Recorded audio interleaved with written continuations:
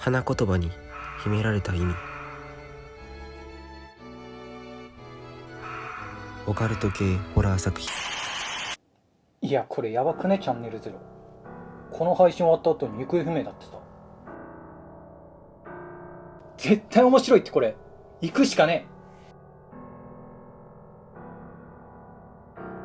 この世にはあらゆる時空が存在していて、その中に霊界って呼ばれる場所があるらしい。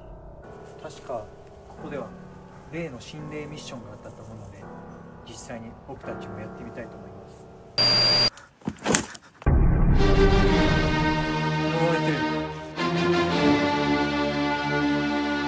やっぱりあいつは俺たちの足手まといじゃねえかよ。